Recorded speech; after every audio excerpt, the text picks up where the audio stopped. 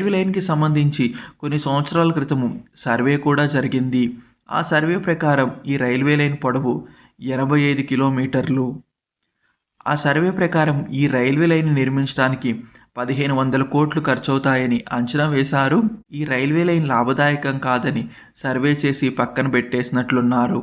తాజాగా రైల్వే మంత్రి గారు 69 కిలోమీటర్ల మచిలీపట్నం నరసాపురం కొత్త రైల్వే లైన్ నిర్మించడానికి ఫైనల్ లొకేషన్ సర్వేని చేస్తామని ప్రకటించారు. ఇదే నరసాపురం రైల్వే స్టేషన్. ఇది మచిలీపట్నం రైల్వే స్టేషన్. ఈ 2 రైల్వే స్టేషన్లను కలుపుతూనే కొత్త రైల్వే లైన్ని నిర్మించాలనుకుంటున్నారు. ప్రస్తుతం మచిలీపట్నం నుండి నరసాపురం వెళ్ళాలనుకోండి. సో ఇలా మచిలీపట్నం దగ్గర మొదలయ్యి గుడివాడ, కైకలూరు, భీమవరం మీదుగా ప్రయాణించి నరసాపురం వెళ్ళాల్సి వస్తుంది. సో దీనివల్ల చాలా ఎక్కువ టైం పడుతుంది మరియు డిస్టెన్స్ కూడా చాలా ఎక్కువ ఉంటుంది.